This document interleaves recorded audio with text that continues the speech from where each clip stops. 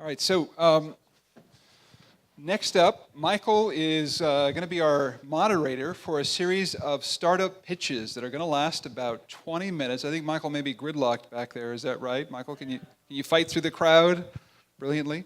All right, so one at a time, what we're going to do here is we're going to do one of the most important things that a startup has to do, and that's give the 60-second elevator pitch. All these guys have pretty cool open source startups, and they'll be showcasing at our SF Beta Startup Showcase that's going to be happening from 6 to 10. So we wanted to put together this panel to give these startups the opportunity to pitch to you guys, the attendees, and to this panel of startup experts that I'll let introduce themselves in just a second.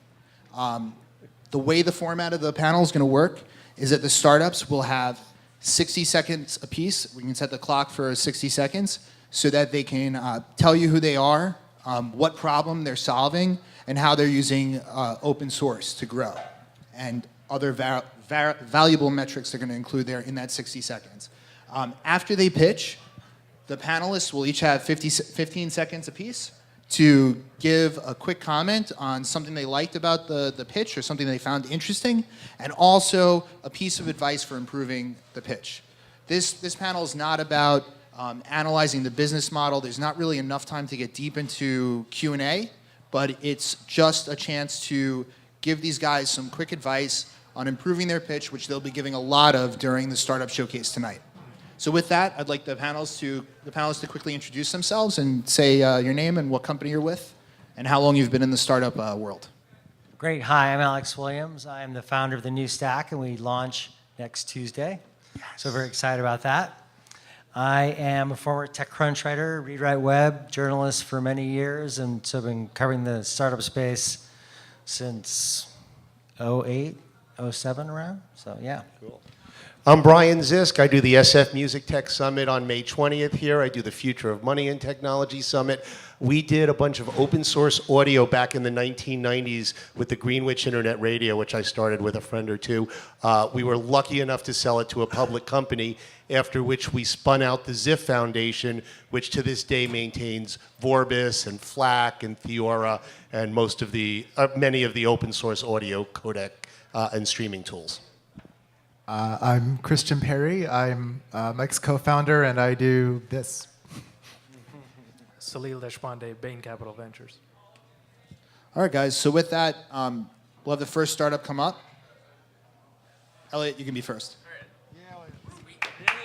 All right. Put 60 seconds on the clock. The clock is right down there. And give your pitch to, stand right here where I'm standing. Give your pitch to the panelists and the audience. Cool. All right. Hey, my name's Eliot. I'm the CEO of Cloudless. Cloudless is an API layer that sits on top of a bunch of other cloud storage services like Dropbox, Box, Google Drive, and many others. So what we found was implementing individual APIs is a huge pain because they're all documented differently. They have different technologies, they have different features, so nothing's really standardized. So people just stop at one integration, which really makes no sense, and it sucks for us users. So basically, we create an API where you integrate with us, you code just a single time. It takes as long as it takes to integrate just Dropbox. And you can flip on integrations with up to 9 different services right now by changing just a single line of code. So our vision really in the long run is for users that have the choice to use any apps they want because they're going to work really well with all the other ones. And Cloudless is going to be the message bus that makes all these different apps communicate intelligently. So code once, integrate many, that's Cloudless. Great job. All right, Alex, why don't you kick it off? That was just a very clear, concise summary of what you guys do. I liked how you kind of just said right up front what the company's about and what it does, and you closed with that as well. So it had a nice kind of beginning and nice end. I think in the middle, you start to wander off a little bit, but I really liked how you really solidified it at both ends of the pitch. Yeah, I mean, it sounds pretty strong. My main suggestion would be to breathe. You're solving a really great problem. You might want to open with the line that you used to close. I like that a lot, the code once. And Yeah, I thought the pitch was fine. I would need to go do some homework about the 9 things you're wrapping and whether there are 5 other things wrapping those same 9 things or overlapping set of 9 things. Great, thanks so much. Pass off the mic.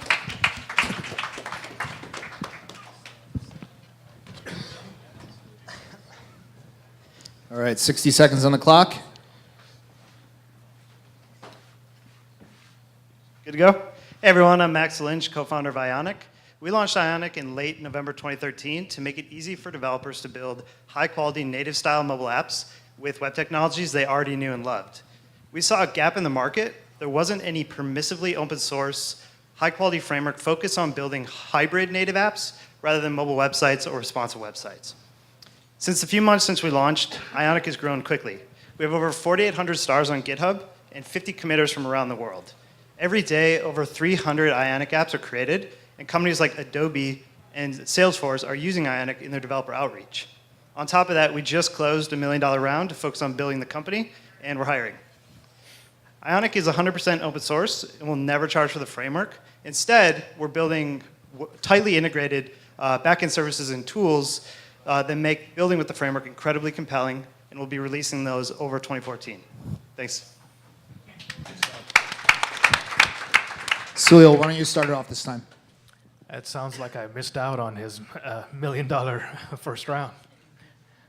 No, great pitch, and you've got a little bit of an unfair advantage. You've been on a panel already, and there have been people saying your stuff is awesome. So,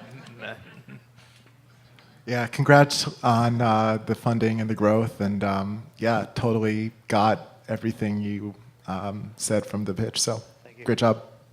Yeah, well, I mean, what I'd like to see is what sort of user community you have building on it, because if you can really build a robust community around it, they'll help carry you, and so I hope you nail it. Overall, a very good pitch. What I would just say is you seem to start off almost with like this very much of a rehearsed, kind of very techno-focused kind of discussion about the market, you know, where you guys are. I think if you can be a little bit more conversational and just to kind of put it into more clear, more terms about the people, then I think you really will nail it. Thank you very much. Thanks, Max.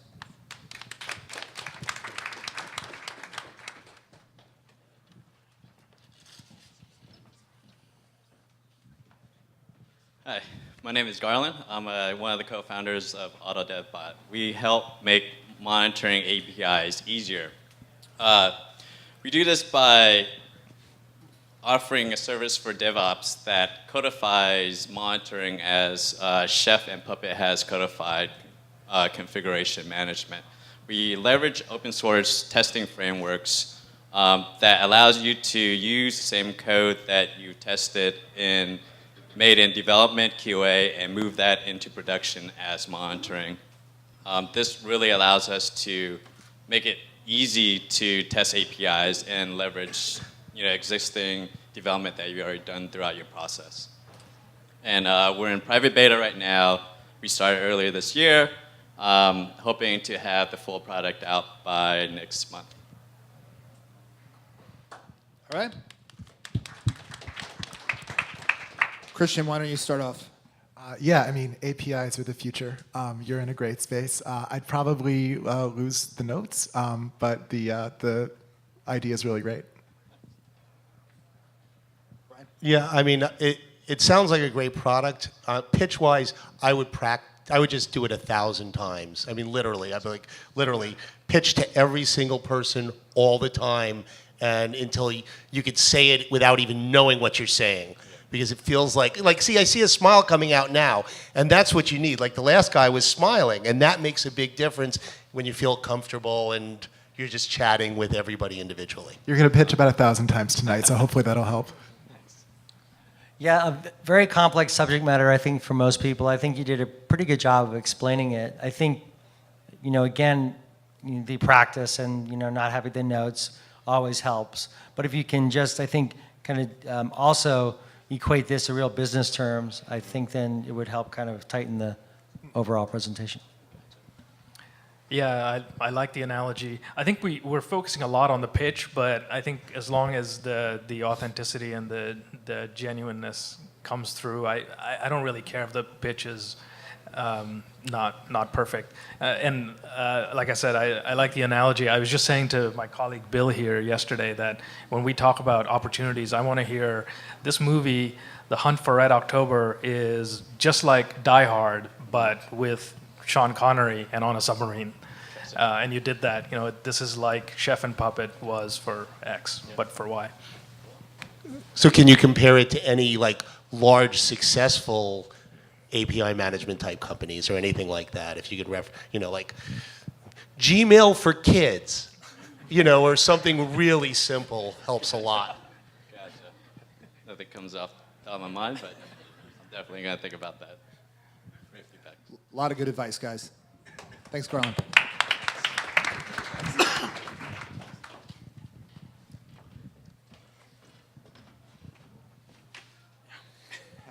Yeah, I made some salsa. So, time is ready? Kick it off, Mehdi. Yeah. My name is Mehdi. I'm the founder of Auth.io, a company that helps developers to integrate APIs into their application. So I have a question for the audience and for the jury. Who already authorized an application to access to his Facebook data, Twitter feed, or Salesforce contacts, for example? Who in the audience? Wow, a lot of people. You know, it's really easy, just 2 clicks, and you give authorization to a third-party application. But as developer, it's really, really hard, mainly because of the OAuth protocol, which is the authentication protocol that enables to do that, and which should be a standard, and it's completely broken on the web. Many versions. Each provider's made their own implementation, and we solve it into one simple APIs that helps developers to implement it in minutes instead of days. So generating a lot of value. Already 4,000 applications, already revenues, and it's still time for Salil to talk about fundraising. Thank you. Very good. Brian, why don't you start off this time? It's hard. I'm drawing a blank on another company that I think does this, and I'm trying to remember, and I'd love to know why yours is superior to the folks who I believe are already doing it. And that's the thought that kept flashing. Do I pull out my phone and try to research? But that was my thought. You forget them. Yes. Yeah. I did. I think this is one of those spaces that people don't really know much about still. And it seems like what you really have going is the abstraction of this authentication. And I think when you ask people these questions, it's a great way of interacting. I think if you can just kind of solidify, the model itself, but in the discussion. But overall, I think it was very good. Yeah, it was clear to me what it was. Love the domain name of auth.io. Yeah. It was memorable. Vision. Yeah, well, first of all, thanks for coming in all the way from France to participate. And yeah, I think it's pretty great. And yeah, good job.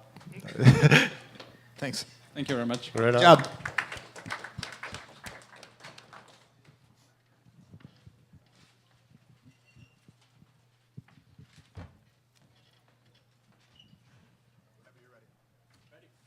Hello, my name is Warren, or as Salil said, the guy in the green shirt. I'm the co-founder and CEO of Bountysource, which is a growth platform for open source software. We have software bounties, which work with GitHub, Bugzilla, Jira, Track. We have crowdfunding, which is kind of like a Kickstarter where the developers try to raise money. We're working with Bitcoins and cryptocurrencies. We have developer tools, so if you're a committer and you're trying to raise money for your platform, or you're trying to get new users, new committers, and so forth, you can use Bountysource to grow your project that way.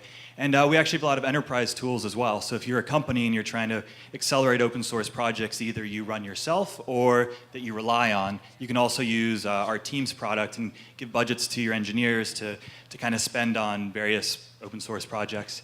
Anyways, my name's Warren. There's a couple of us in green shirts. Come talk to us and say hi.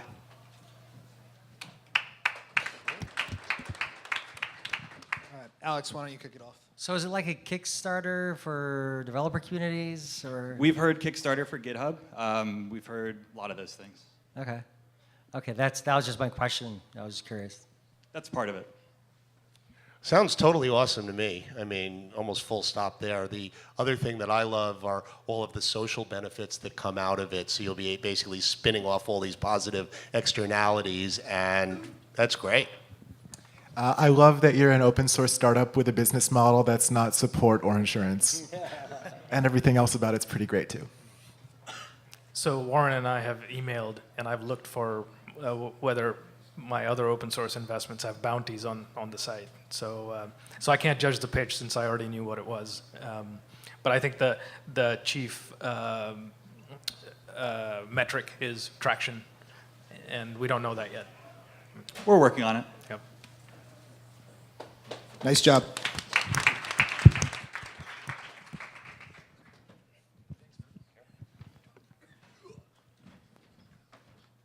Yo. Oh, excuse me. So I'm Randall. I'm the developer evangelist at Stormpath. I don't have the shirt right now, but you can believe me. So Stormpath is an API company for developers, and essentially what we do is we make it possible to abstract away like all of the authentication problems that people have. So instead of storing user accounts and user profile information locally in your database, you store it with our cloud service. And we make it extremely easy to do like password reset emails, email verification, secure API authentication, social integration if you want to do Facebook or Google, although it's not nearly as good as what the OAuth guys are doing. And basically, we just try to make it possible to build really secure web applications with as little developer work as possible. Tell us about your growth. A few seconds left.